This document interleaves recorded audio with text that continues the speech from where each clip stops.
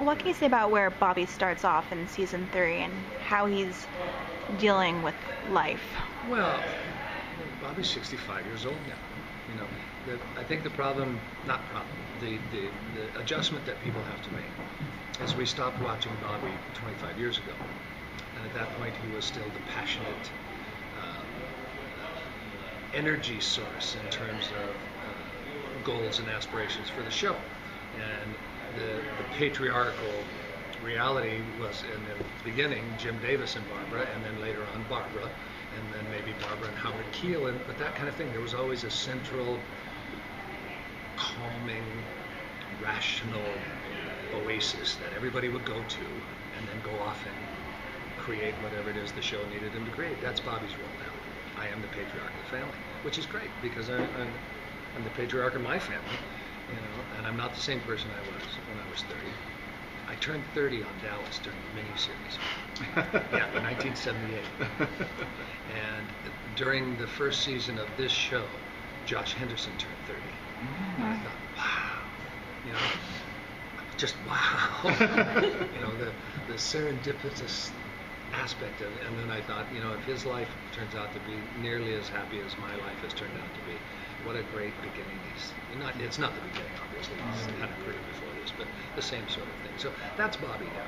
Bobby is not the old Bobby, and the viewing audience has to just age with him and allow him to age gracefully in their memory, and then I think they'll realize he's exactly who he's supposed to be at this moment, which is what Cynthia Sidra created when she wrote the pilot, which is why I said, I'm in this.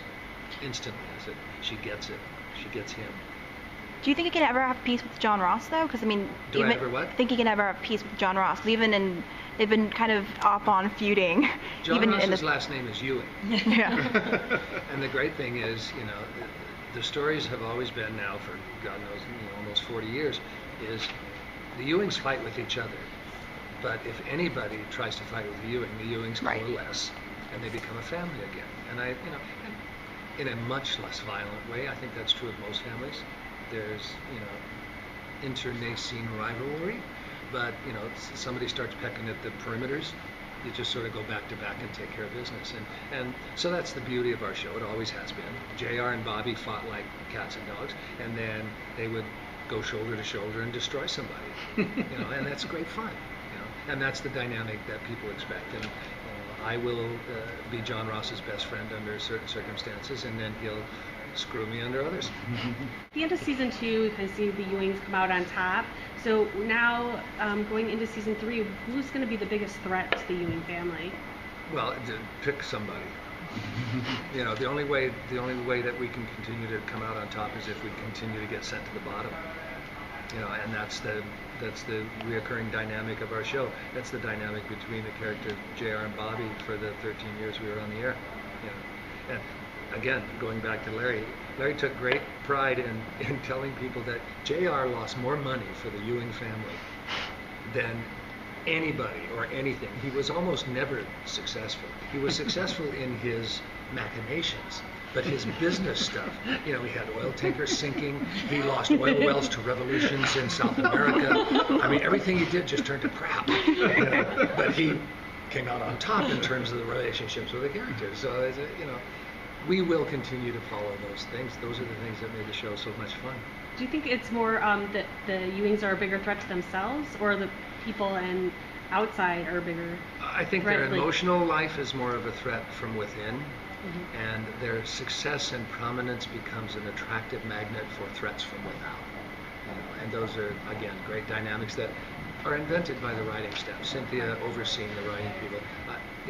If you try and track the different storylines in 15 episodes of The New Dallas, it is Gordian in the way that it all comes in. I don't know how they do that. I don't know how she can, and she's brilliant at it, to sit there and track these different storylines, and then they all end up coalescing at the right moment for the right. It's crazy. Last question. There was a little bit of tension between Bobby and Ann last season, just because of, you know, Anna's integration into their life and keeping secrets and what have you. Where are they now?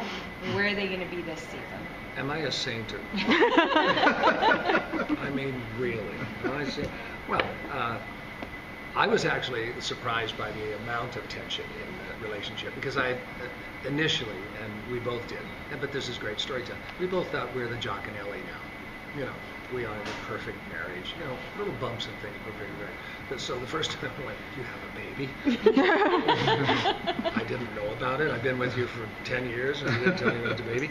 So, you know, I'm just getting used to storytelling in the 21st century as opposed to the languid way we would weave a tale in the 80s. You know, it's relentless storytelling now. So they have to pack, you know, if you look at Bobby and Pam over 3 seasons, we did amazing ins and outs and ups and downs, but they take 3 seasons worth of relationship now and they put it in 5 episodes because that's what television demands. So it seems to me, you know, until I get up to speed, that we're a rocket ship of relationships here. But I understand it's normal relationship compressed into a really finite amount of time.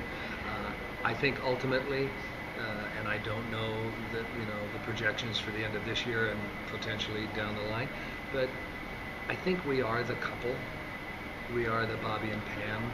We are the you know, Jock and Ellie, and you know, the audience will take pleasure in rooting for us to get back, you know, to our semblance of normality, and then when we do, they'll be happy, and then something else will happen. But that's good. I like that. It's fun.